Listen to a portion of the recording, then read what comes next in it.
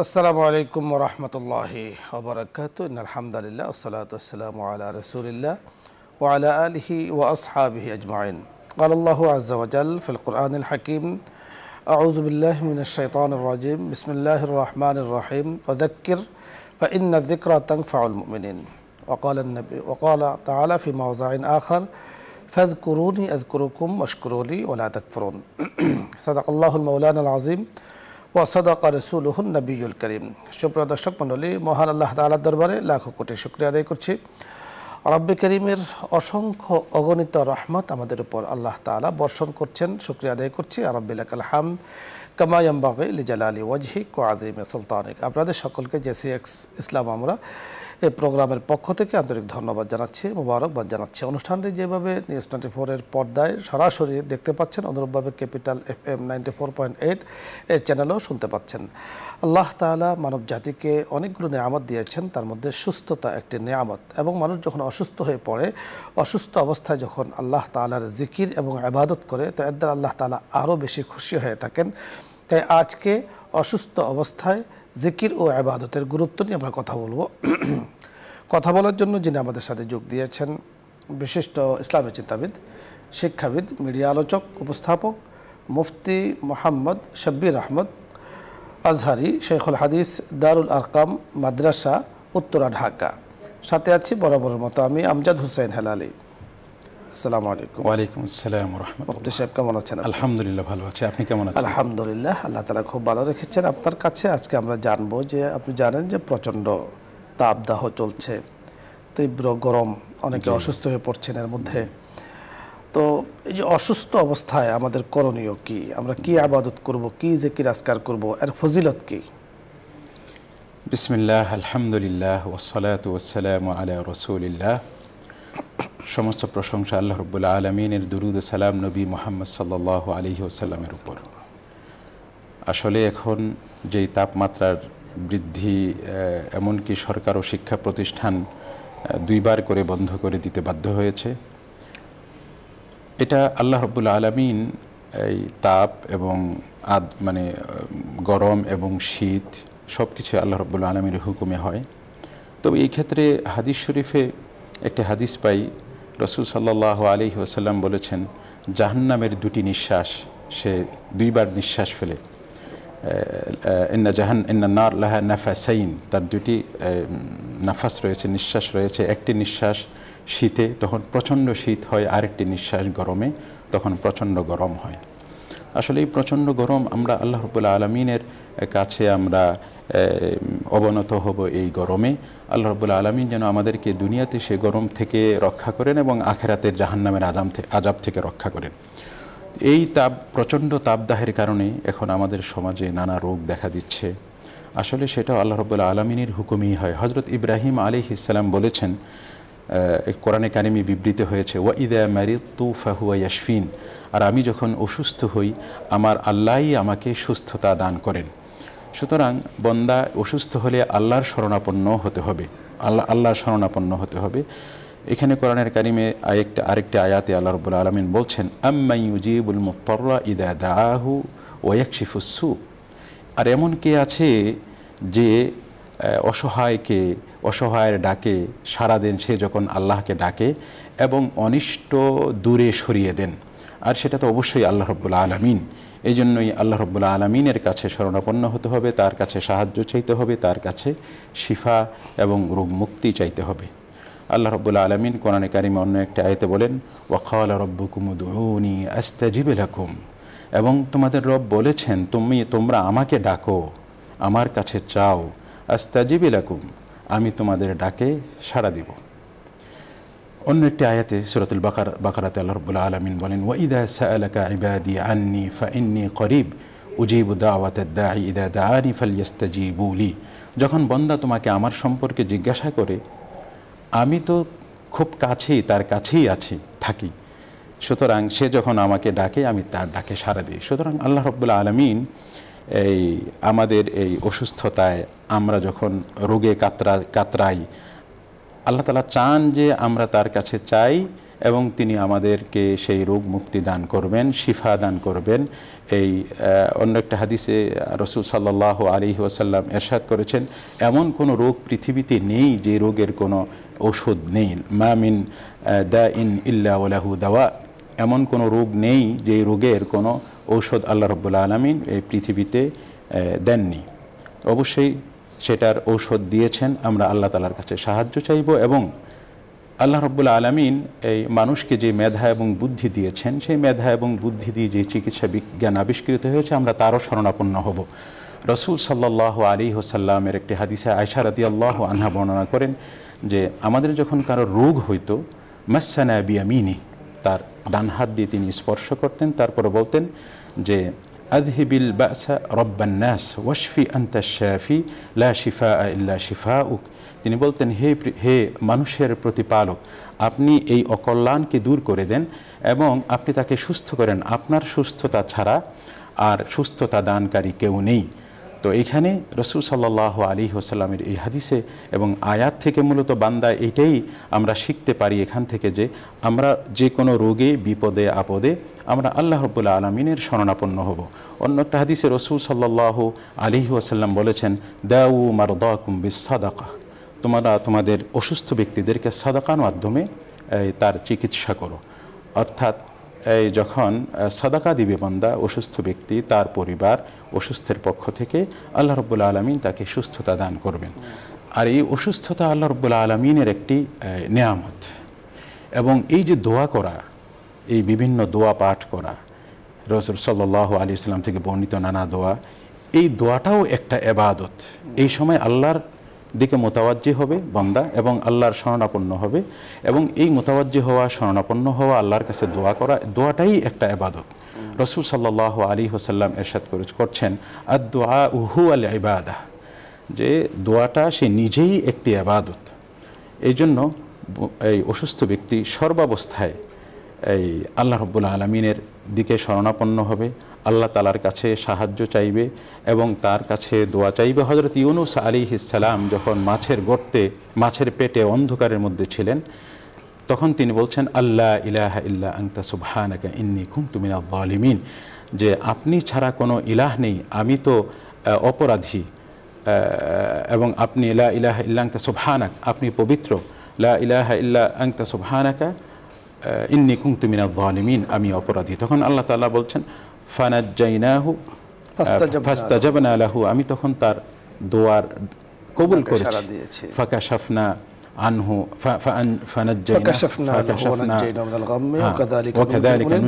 আপনি বলছিলেন। দর্শক মণ্ডলী, আমরা অসুস্থ অবস্থায় জিকির ও ইবাদতের বিষয় নিয়ে কথা বলছিলাম। আমাদের মনে রাখতে হবে যে অসুস্থতা আল্লাহ তাআলার পক্ষ থেকে, সুস্থতাও আল্লাহ তাআলার পক্ষ থেকে। তাহলে যে আল্লাহ তাআলার পক্ষ থেকে সকল কিছু হয়, সে আল্লাহ তাআলার প্রশংসা করা, সুবহানাল্লাহ, আলহামদুলিল্লাহ, আল্লাহু আকবার।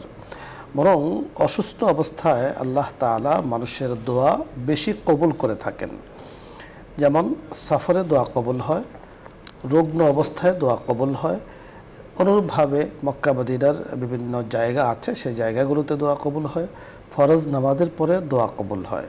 তাই অসুস্থ অবস্থায় যেহেতু দোয়া কবুল হয়, এই সময় নিজের রোগ মুক্তির জন্য আল্লাহ তাআলার কাছে নিবেদন পেশ করা, অনুরূপভাবে নিজের আরও যে সকল কিছু আছে, সকল কিছু আল্লাহ তাআলার কাছে পেশ করা, এবং আমাদের মুসলিম জাতির জন্য, মুসলিম ভাইদের জন্য আল্লাহ তাআলার কাছে নিবেদন পেশ করা। আল্লাহ পাক যেন আমাদের সকলকে ক্ষমা করে দেন।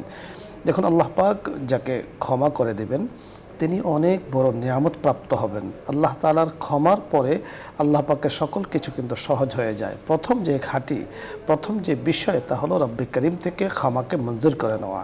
তাই অসুস্থ অবস্থায় আল্লাহ তাআলার কাছে আমরা নিজের পাপ মুক্তির জন্য ক্ষমা চাইতে পারি। আল্লাহ পাক আমাদেরকে সেই তৌফিক দান করুন।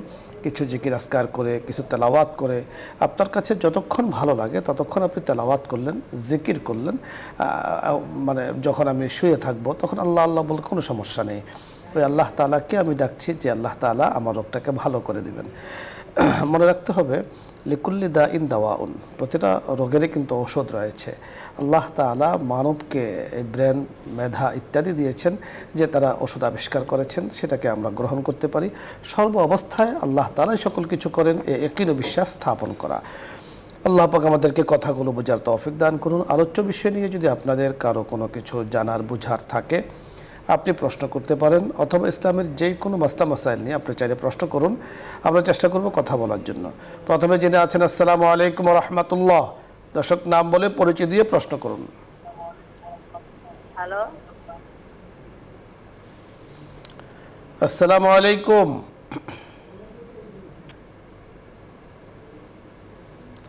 আমরা পরবর্তী দর্শকের কথা শুনবো। জি, আসসালামু আলাইকুম ওয়া রাহমাতুল্লাহ।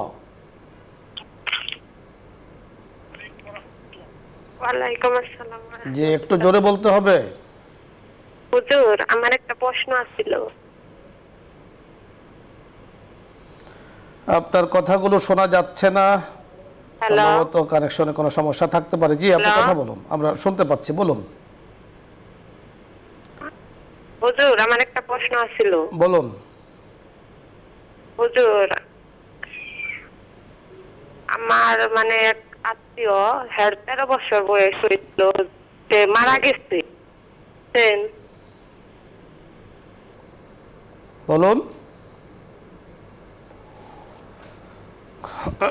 কানেকশনের সমস্যা থাকতে পারে, পরবর্তী দর্শকের কথা শুনবো। জি, আসসালামু আলাইকুম ওয়া রাহমাতুল্লাহ। ওয়ালাইকুম আসসালাম। আসসালামু আলাইকুম রাহমাতুল্লাহ। ওয়া আলাইকুম আসসালাম ওয়া রাহমাতুল্লাহ। বগুড়া ডিস্ট্রিক্ট। টিভির ভলিউম কমিয়ে, আপনি বগুড়া ডিস্ট্রিক্ট থেকে কথা বলছেন, টিভির ভলিউম কমিয়ে নিন, এরপরে কথা বলুন। হ্যাঁ হ্যাঁ, আমার প্রশ্ন হচ্ছে যে আমি হাত ভেঙে পড়ে আছি। আপনার আপনার আপনার অনুষ্ঠান আমি দেখছি। আপনার অনুষ্ঠানে আমি অনেক খুশি। আমি আল্লাহকে ডাকি সবসময়, কিন্তু আমার একটা আমল নেন যেন আমি সেটা বলতে পারি। অত্যন্ত সুন্দর বিষয় আপনি প্রশ্ন করেছেন। এই বিষয়টি নিয়ে আজকে আমরা কথা বলছিলাম। আপনি যেমনটি বলছিলেন যে আপনি অসুস্থ হয়ে পড়ে আছেন, অর্থাৎ বিছানায় আপনি শুয়ে আছেন, বেড রেস্টে আছেন। মানুষের অঙ্গ প্রত্যঙ্গ যখন কোনো ক্ষতিগ্রস্ত হয় তখন লেন্দি প্রসেস, এই বিষয়টা অনেক লম্বা টাইম বিছানায় শুয়ে থাকতে হয়। তো এই সম্পর্কে আপনার কাছে আমরা শুনবো, আর কি করণীয়? আসলে সব কিছুই আল্লাহ তাআলার পক্ষ থেকে নিয়ামত। তো একটু আগে যে আয়াতটা বলছিলাম, হযরত ইউনূস আলাইহিস সালাম, উনি সমুদ্রে গর্ভে মাছের পেটে এই অন্ধকার অবস্থায়, যেখানে মানুষের মুক্তি এবং তার বিপদ মুক্তিটা খুবই দূরবর্তী, অসম্ভবের মতো, সেইখানে তিনি দোয়া করছেন আল্লাহ তাআলার কাছে, লা ইলাহা ইল্লা আনতা সুবহানাকা ইন্নী কুনতু মিনাজ জালিমিন। আল্লাহ ছাড়া কোনো ইলাহ নেই, মাবুদ নাই, সুবহানাক, এবং তুমি সব কিছু থেকে পবিত্র, ইন্নী কুনতু মিনাজ জালিমিন, আমি অপরাধী। এই নিজের গুনাহের স্মরণ করে এই দোয়াটা বারবার পড়তে থাকলে আশা করা যায় আল্লাহ রাব্বুল আলামিন ওনাকে অবশ্যই এই রূপ মুক্তি দিবেন, আর না হয় অন্তত গুনাহ মাফ করবেন, আখেরাতে অনেক মর্যাদা দিবেন। আপনি যথার্থ বলেছেন। দেখুন, অঙ্গ প্রত্যঙ্গের যে বিষয়টি, ডাক্তাররা যে ফর্মুলা দিয়ে থাকে, সাজেশ করে থাকে, সেটাকে মেনে নেওয়া আপনার কর্তব্য। কারণ ডাক্তাররা অনেক সময় দেখা যায় যে আপনাকে বলল যে আপনি 3 সপ্তাহ, 1 মাস, 3 মাস আপনাকে বেড রেস্টে থাকতে হবে, বিছানায় আপনি শুয়ে থাকবেন। তো সেক্ষেত্রে আপনি ওনাদের কথা মানাটার মধ্যেই সফলতা। কারণ আমরা বলেছি যে প্রত্যেকটা রোগেরই ওষুধ আল্লাহ তাআলা দিয়েছেন। তো আপনার রোগের ওষুধ ওইভাবে আল্লাহ তাআলা ওর উসিলে আপনাকে ভালো করবেন। তো এই অবস্থায় আপনি কি আমল করবেন? লা ইলাহা ইল্লা আনতা সুবহানাকা ইন্নী কুনতু মিনাজ জালিমিন। আমাদের দেশে খাতমে ইউনুস বা দোয়া ইউনুস নামে পরিচিত, আমরা এই দোয়াটাকে পড়ে থাকি। পরবর্তীতে আপনি পড়তে পারেন, ফাস্তাজাবনা লাহু ওয়া নাজ্জাইনাহু মিনাল গাম্মি ওয়া কাযালিকা নুনজিল মুমিনিন। আল্লাহ তাআলা বলেছেন যে বান্দা যখন ডাকে, ইউনুস আলাইহিস সালাম যখন ডেকেছেন, তো আল্লাহ তাআলা সাড়া দিয়েছেন, এবং ওনার যত পেরেশানি ছিল, যত কষ্টে ছিলেন, তিনি আল্লাহ তাআলা তাকে মুক্তি দিয়েছেন। এবং বড় আজীব পদ্ধতিতে আল্লাহ তাআলা তাফসীরের মধ্যে এই সম্পর্কে আলোচনা করেছেন। তো আপনি বগুড়া থেকে বলেছেন, আপনার জন্য আমাদের দোয়া রইল। আমরা আল্লাহ তাআলার কাছে বলছি আল্লাহ তাআলা যেন আপনাকে সুস্থতার নেয়ামত দান করেন। ধন্যবাদ। পরবর্তী দর্শকের কথা আমরা শুনবো। জি, আসসালামু আলাইকুম ওয়া রাহমাতুল্লাহ।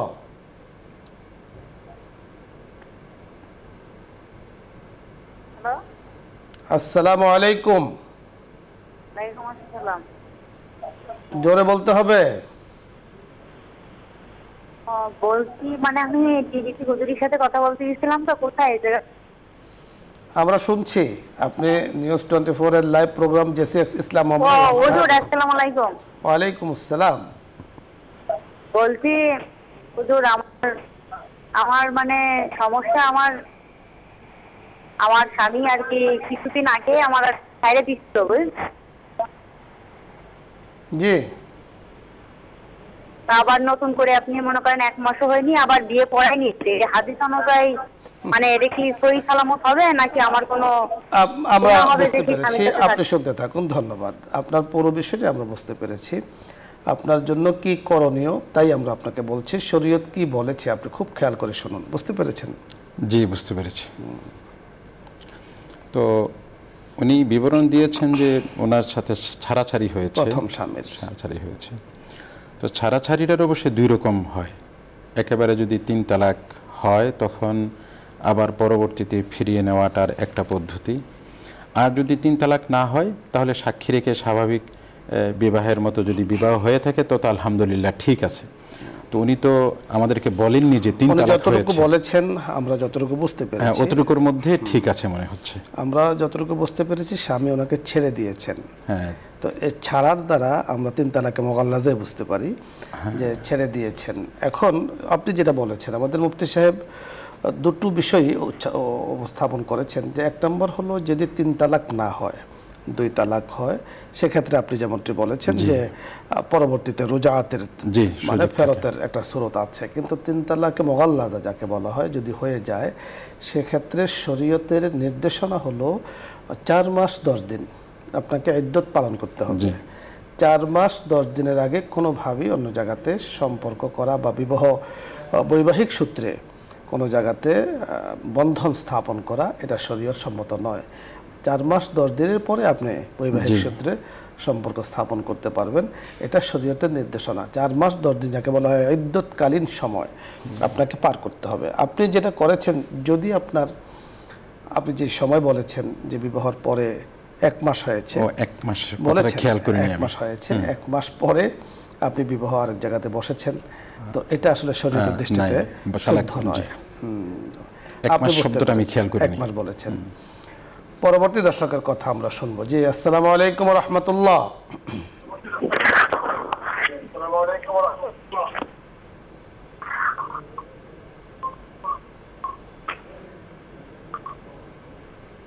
আসসালামু আলাইকুম। ওয়া আলাইকুম আসসালাম।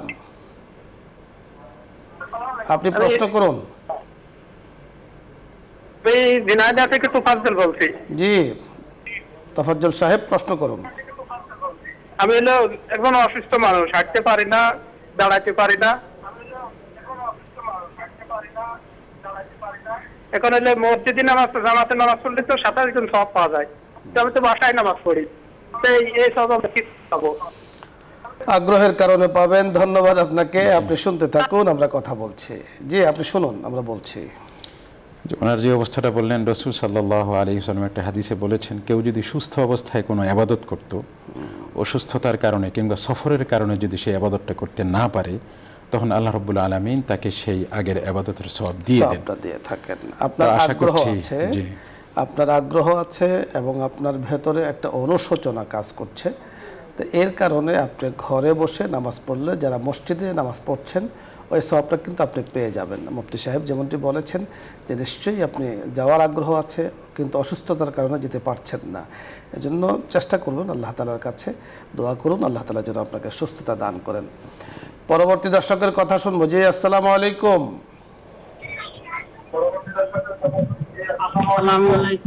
ওয়ালাইকুম আসসালাম। টিভির ভলিউম কমিয়ে নেই, এরপরে কথা বলি।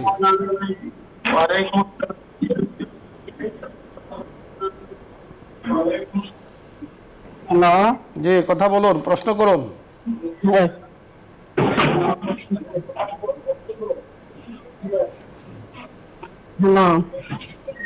প্রশ্ন করুন। সম্ভবত আপনি বুঝতে পারছেন না, পরবর্তী দর্শকের কথা শুনবো। জি, আসসালামু আলাইকুম ওয়া রাহমাতুল্লাহ। ওয়ালাইকুম সালাম ওয়া রাহমাতুল্লাহ। হুজুর, জি ভালো আছেন আপনি? জি আলহামদুলিল্লাহ, আল্লাহ তাআলা ভালো রাখেন। হুজুর, আমি ধরম প্রকাশন আমগাছ থেকে ইনুস বলছিলাম। জি জি, প্রশ্ন করুন। হুজুর, আমার তিনটা প্রশ্ন। প্রথম প্রশ্ন হলো যে রাসূল সাল্লাল্লাহু আলাইহি সাল্লাম এই তাহাজ্জুদের নামাজ সাধারণত সর্বোচ্চ কয় রাকাত পড়তেন? আর 2 নম্বর প্রশ্ন হলো যে হুজুর এই মানে এই তাহাজ্জুদের নামাজ নফল না সুন্নাহ? 3 নম্বর প্রশ্ন হলো হুজুর, আমি যদি বা ইবাদতের কথা বলাটা আপনারা বলেন যে রিয়া বলা হয়, হ্যাঁ রিয়া, তবুও আপনার জানার জন্য হুজুর আমি বলছি, আমি প্রতিদিন 8 রাকাত তাহাজ্জুদের নামাজ পড়ে থাকি। নামাজটা আমি এইভাবে সাজাই যে প্রথম 2 রাকাত পড়ি আপনার সূরা আয়াতুল কুরসি সূরা ইখলাস, পরের 2 রাকাত পড়ি সূরা হাসরের 3 আয়াত সূরা ইখলাস, পরের 2 রাকাত পড়ি আমি সূরা কাফিরুন সূরা ইখলাস, পরের 2 রাকাত পড়ি সূরা ইখলাস এবং সূরা ফালাক। এই এক ক্লাস আমি কমন করে ফেলছি। এতে করে কি আমাদের নামাজের কোনো ত্রুটি হচ্ছে হুজুর? ধন্যবাদ জি, আমরা বুঝতে পেরেছি। ইউনুস ভাই, আপনি শুনতে থাকুন, আমরা কথা বলছি। তাহাজ্জুদের নামাজ রাসূল আকরাম সাল্লাল্লাহু আলাইহি ওয়াসাল্লাম সাধারণত কত রাকাত পড়তেন? হযরত আয়েশা রাদিয়াল্লাহু আনহা থেকে বর্ণিত, রাসূল সাল্লাল্লাহু আলাইহি ওয়াসাল্লাম সাধারণত 8 রাকাত তাহাজ্জুদ নামাজ পড়তেন। এর কম বেশি হতে পারে, হ্যাঁ কম বেশি হতে পারে। 12 রাকাত পড়েছেন, 8 রাকাত 12 রাকাত, মানে নরমাল রাসূল সাল্লাল্লাহু আলাইহি ওয়াসাল্লাম 8 রাকাত পড়তেন। 12 রাকাতের প্রমাণও পাওয়া যায়, কমের প্রমাণও পাওয়া যায়। তো আপনি যেমনটি বলছেন যে আপনি তাহাজ্জুদের নামাজ পড়েন এবং 8 রাকাত পড়েন, ঠিক আছে, কোনো সমস্যা নেই। এবং যে নিয়মে আপনি পড়েন সেটাও যেমনটি উনি বলেছেন সেটাও ঠিক আছে, এতে কোনো সমস্যা নেই। এবং আপনি প্রশ্ন করেছেন যে তাহাজ্জুদের নামাজ সুন্নাহ না নফল, দুটি বলা যায়। যে সুন্নাহ নফল আসলে মৌলিকভাবে ফরজ বা ওয়াজিব নয়, এইটাই। ফরজও নয়, ওয়াজিবও নয়। আপনি যদি নফল বলেন তাও ঠিক আছে, সুন্নত যদি বলেন তাও ঠিক আছে। তবে এই সুন্নত দ্বারা সুন্নতে মুআক্কাদা নয়, সুন্নতে জায়েদা, অর্থাৎ সুন্নতে জায়েদাকে নফল বলা যায়, এতে কোনো সমস্যা নেই। এখানে একটু আমি যুক্ত করতে চাই, সেটা হলো উনি যে পদ্ধতি বলেছেন নামাজ পড়া, সূরা কেরাত, তা ঠিক আছে, তবে এইভাবেই পড়াটা আবশ্যক নয়। সব সময় এইভাবে পড়া আবশ্যক না, এটা উচিত নয়। কিছুটা বেশ কম করা, কারণ একটা পর্যায়ে আপনার ভেতরে ধারণা চলে আসতে পারে এইভাবে নামাজ না পড়লে হয়তো বা সওয়াব পাওয়া যাবে না। বিষয়টা আসলে এমন নয়। সুন্দর বলেছেন। আমরা পরবর্তী দর্শকের কথা শুনবো। জি, আসসালামু আলাইকুম ওয়া রাহমাতুল্লাহ।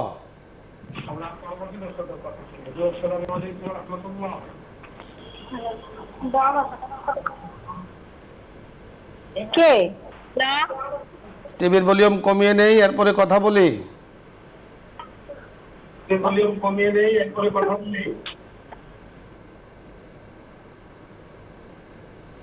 পরবর্তী দর্শকের কথা শুনবো। জি, আসসালামু আলাইকুম ওয়া রাহমাতুল্লাহ। হ্যালো, আসসালামু আলাইকুম। ওয়ালাইকুম আসসালাম ওয়া রাহমাতুল্লাহ। হ্যালো, আপনি প্রশ্ন করুন। ভালো আছেন? জি আলহামদুলিল্লাহ। হুজুর, এই যে নফলে যে আমরা 6 রোজার প্রশ্নটা করতে চাইছিলাম, 6 রোজাটা কি ভেঙে ভেঙে করতে হয় নাকি একধারা করা যায়? সুন্দর প্রশ্ন করেছেন। 6 রোজার যে সময় আছে, এখনো সময় আছে 6 রোজা আদায় করার। বুঝতে পেরেছেন? আপনি শুনতে থাকুন, আমরা বলছি। জি, একসাথেও আদায় করা যায়, ভেঙে ভেঙেও আদায় করা যায়, এমন কোনো বাধ্যবাধকতা নেই, তবে শাওয়াল মাসেই সেটা আদায় করতে হবে। সুন্দর বলেছেন। পরবর্তী দর্শকের কথা শুনবো। আসসালামু আলাইকুম ওয়া রাহমাতুল্লাহ। ওয়ালাইকুম আসসালাম ওয়া রাহমাতুল্লাহ। হুজুর, জি, যে আমার প্রশ্ন হলো হুজুর, ছেলেদের একটা ছাগল দ্বারা আকিকা করা যায় কি না? বুঝতে পেরেছেন, আরেকবার বলুন। ছেলেদের একটা ছাগলে আকিকা করা যায় কি না? জি, হ্যাঁ। দ্বিতীয় প্রশ্ন, হ্যাঁ বলুন। পাশে বেধর্মীদের বসবাস করার জায়গা, তাতে সে জায়গায় বসবাস করা যাবে কি না? জি, আপনি শুনতে থাকুন, আমরা বলছি। ছেলে সন্তানের আকিকা একটা খাসি দ্বারা করা যাবে কিনা?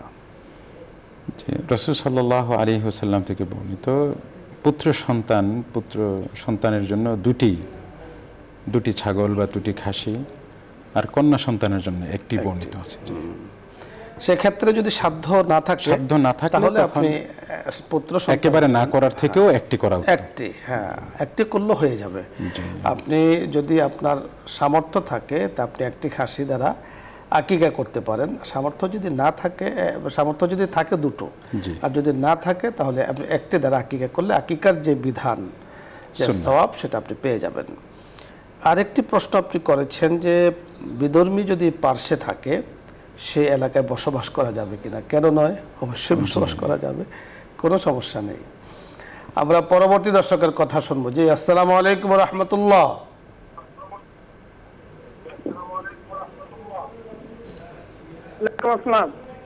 জি, ওয়ালাইকুম আসসালাম। প্রশ্ন করুন। হুজুর, আমি আপনাদের অনুষ্ঠান সম্বন্ধে একটা অনুরোধ করতে চাই। বলুন। আপনাদের চেয়ারম্যানের তো অনেক ক্ষমতা, অনেক টাকা পয়সা, তা যদি ওই বোঝা যাচ্ছে না। ধন্যবাদ আপনাকে। পরবর্তী দর্শকের কথা শুনবো। জি, আসসালামু আলাইকুম রহমতুল্লাহ।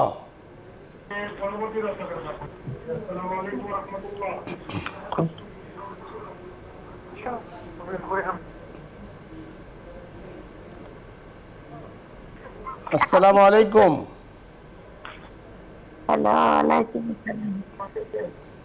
প্রশ্ন করুন। ওই যে সয়ালে বুঝা ভেটটা না রাখা যায় না, একটা না ব্যাংকে সব দিচ্ছি না, একটা না রাখলে রাখা যায় না। কিছুই বোঝা যায়নি, আমরা বুঝতে পারিনি। আপনি আরেকবার চেষ্টা করুন। আমরা এর পরে দর্শক যিনি আছেন। আসসালামু আলাইকুম রহমতুল্লাহ।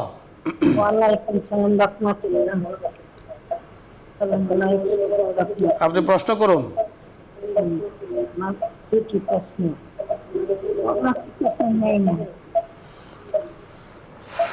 দর্শক মণ্ডলী, যারা প্রশ্ন করছি খুব খেয়াল করে কথাগুলো শুনি যে আমরা টিভির ভলিউম বাড়িয়ে রাখি। আমরা এখানে বারবার যে বিষয়টা আপনাদের প্রতি অনুরোধ করি যে যারা প্রশ্ন করব আগের থেকে প্রস্তুতি নিয়ে, পরিপূর্ণ প্রস্তুতি নিয়ে আমরা প্রশ্ন করব। দেখা যাচ্ছে আপনি টিভি বাড়িয়ে রেখেছেন, কথা আপনার কাছে বাড়ি খাচ্ছে, রিপিট হচ্ছে, পরিষ্কার শোনা যাচ্ছে না। আপনি বড় চেষ্টা করে কানেকশন পেয়েছেন, কথাগুলো বলতে না পারলে আপনার কাছেও খারাপ লাগে। তাই এই বিষয়টি আমরা খেয়াল রাখবো। পরবর্তী দর্শকের কথা শুনবো। জি, আসসালামু আলাইকুম রহমতুল্লাহ। ওয়ালাইকুম আসসালাম।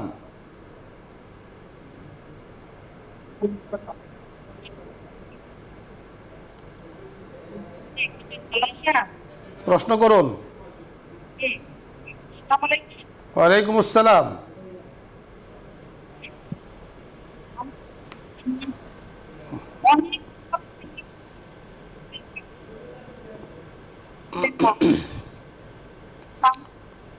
বোঝা যাচ্ছে না আপনার কথাগুলো। আমরা পরবর্তী দর্শকের কথা শুনবো। জি, আসসালামু আলাইকুম।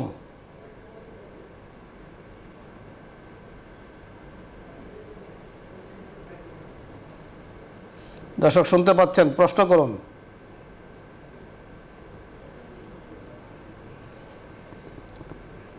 ধন্যবাদ আপনাকে। এর পরবর্তী দর্শক যিনি আছেন। আসসালামু আলাইকুম রহমতুল্লাহ। ওয়ালাইকুম সালাম। জি, আপনি প্রশ্ন করুন। আসসালামু আলাইকুম। ওয়ালাইকুম আসসালাম। আমার দুটি প্রশ্ন আছে। একটি হচ্ছে এই গরমে রাতের বেলা খালি গায়ে যে আমরা ঘুমাই, এটাতে কোনো সমস্যা হবে কিনা। আর আরেকটি প্রশ্ন আছে হচ্ছে রাতের বেলা আমরা ওযু করে ঘুমালে আমাদের কোনো লাভ হয় কিনা। অবশ্যই লাভ হয়। ধন্যবাদ আপনাকে। আপনি শুনতে থাকুন, আমরা কথা বলছি। প্রথম প্রশ্ন বুঝতে পেরেছেন? হ্যাঁ, জি। খালি গায়ে ঘুমায়, খালি গায়ে বলতে হলো যদি সতর ঢাকা থাকে, পুরুষের সতর নির্ধারিত নাভি থেকে হাঁটু পর্যন্ত, নারীদের সতর পুরা দেহ, তো এটা যদি ঢাকা থাকে তাহলে তো অসুবিধা নাই। বাকি যদি এমন হয় যে ঘুমিয়ে গেলে সতর খুলে যাবে এমন ভয় থাকে, তাহলে তো যে ঘুমের রোম সেটাতে এমনভাবে ঘুমানো যেন অন্য কেউ সহজে প্রবেশ করতে পারে। ধন্যবাদ আপনাকে। প্রশ্ন যেটি করেছেন আপনি সুন্দর প্রশ্ন করেছেন। বিশেষ করে গরম চলছে, এখন প্রচণ্ড গরম, তো খালি গায়ে ঘুমানো এটা শরীয়তের দৃষ্টিতে আপনি যেমনটি বলেছেন, শরীয়তের যে সীমানা তাহলে 17 ঢাকা থাকতে হবে পুরুষের জন্য, এবং নারীর জন্য যার জন্য যতটুকু 17 সেটাকে অবশ্যই ঢাকা থাকতে হবে। কিন্তু বাকি নাভির থেকে উপরে যে অংশটা শারীরিক, অনেকে বলেছেন যে একেবারে খালি গায়ে ঘুমানো এটা শারীরিক অনেক সমস্যাও দেখা দেয়। তো সেক্ষেত্রে পাতলা কিছু গামছা অথবা কোনো পাতলা রুমাল, পাতলা গেঞ্জি ইত্যাদিকে আপনি দিয়ে ঘুমানোটা ভালো। এছাড়া শারীরিক সমস্যা হতে পারে, আপনি এছাড়াও শরীয়তের দৃষ্টিতে কিন্তু এখানে কোনো বাধা নেই। আরেকটি প্রশ্ন আপনি করেছেন যে অজু করে ঘুমিয়ে আমরা যাই, এর দ্বারা কোনো লাভ হবে কিনা? অনেক লাভ। জি, রাসূল সাল্লাল্লাহু আলাইহি ওয়াসাল্লাম ঘুমের আগে অজু করে ঘুমানোর প্রতি উদ্বুদ্ধ করেছেন, এবং অজু করে ঘুমালে ফজর পর্যন্ত তার রাতটা ইবাদতের মধ্যে গণ্য হয়। আপনি লাভটা বুঝতে পেরেছেন। অজু করে ঘুমালে এক নাম্বার হলো একটি সুন্নাহ আপনি জিন্দা করছেন, দ্বিতীয়ত হলো যে অজু করে ঘুমানোর কারণে ঘুমটাও আপনার ইবাদতের মধ্যে গণ্য হয়ে যাচ্ছে। তৃতীয় হলো যে এই ঘুমের মধ্যে যদি আল্লাহ না করুন কারো মালাকুল মউত চলে আসে, তাহলে ঈমানি হালাতে মালাকুল ইন্তেকাল হওয়ার সমূহ সম্ভাবনা। তো এই তিনটি বড় বড় উপকার কিন্তু রয়েছে অজু করে ঘুমানোর মাধ্যমে। 4 নম্বর হলো অজু করে যখন কেউ ঘুমায় তাহলে তার রাত্রে ঘুমের মধ্যে অহেতুক বাজে স্বপ্ন সে দেখে না, সুন্দর সুন্দর স্বপ্ন কিন্তু সে দেখে। আশা করছি আপনি বুঝতে পেরেছেন। পরবর্তী দর্শকের কথা আমরা শুনবো। জি, আসসালামু আলাইকুম ওয়া রাহমাতুল্লাহ।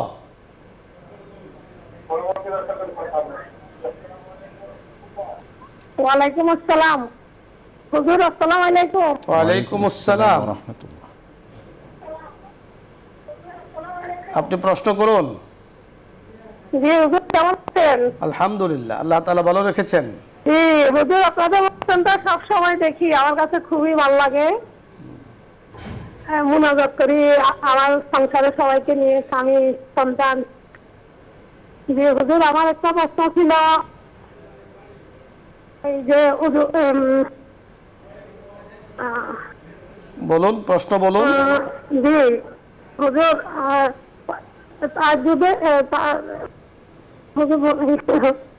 আপনি ভুলে গিয়েছেন, ধন্যবাদ। আফাতুল ইলম নিসিয়ান, মানুষ হিসেবে ভুল হইতে পারে, তবে আপনি অনুষ্ঠান শুনতে থাকুন, সবসময় অনুষ্ঠানের সাথে থাকেন। আপনাকে ধন্যবাদ। পরবর্তী দর্শকের কথা শুনবো। জি, আসসালামু আলাইকুম ওয়া রাহমাতুল্লাহ।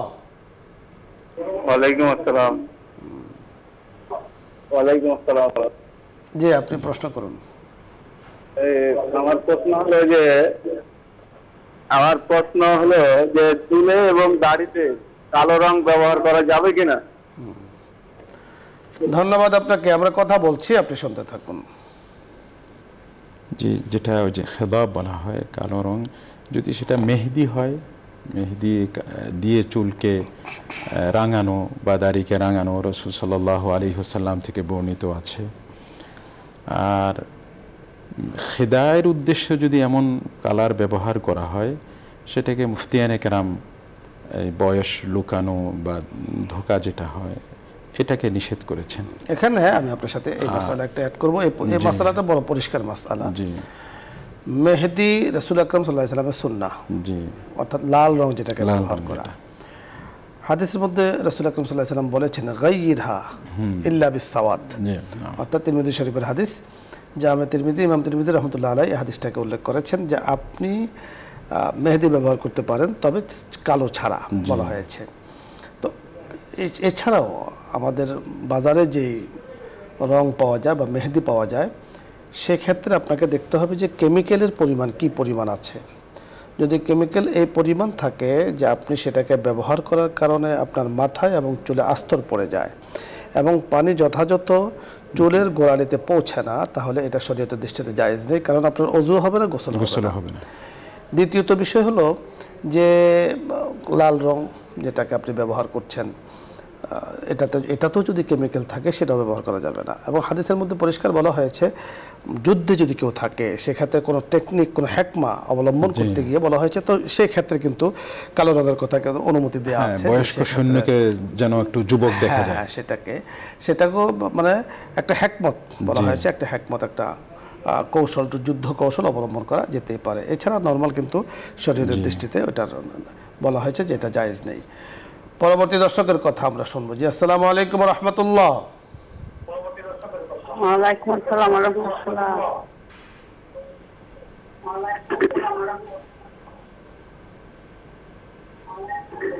বলুন। জি, প্রশ্ন করুন। আমরা তো উমরা করতেছিলাম। টিভির ভলিউম কমিয়ে নিন, এরপরে কথা বলুন।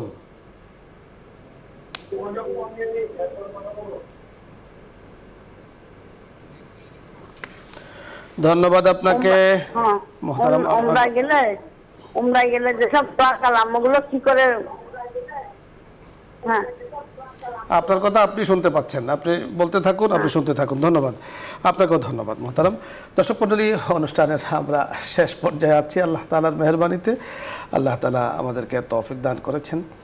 যে কথাগুলো বলা হলো যে আল্লাহ তাআলা আমাদেরকে ভালো রাখেন, সে আমরা কামনা করছি। কোনো কারণে যদি আল্লাহ তাআলা আমাদেরকে অসুস্থতা দেন, তবে সেটা আল্লাহ তাআলার নেয়ামা।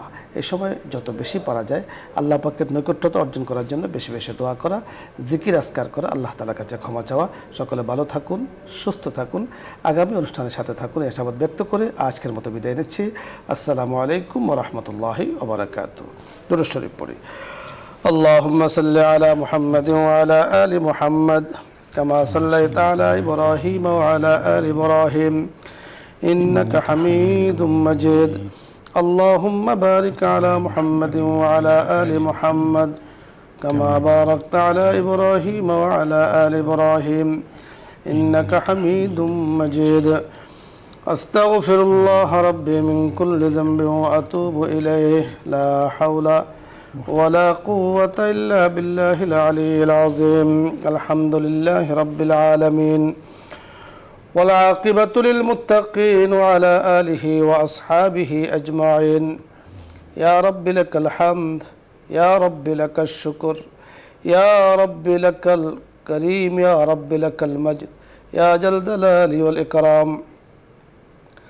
يا كريم يا رحيم. আমরা গুনাহগার বান্দারা আপনার শাহী দরবারে হাত তুলেছি।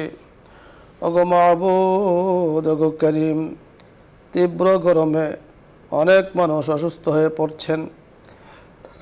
মাওলাই করিম, আমরা হাদিস দ্বারা জেনেছি আপনার গজব ও আযাবের বহির প্রকাশ। ইয়া আল্লাহ, ইয়া করিম, আমাদের গুনার কারণে ইয়া করিম এই ধরনের অবস্থার তৈরি হয়েছে।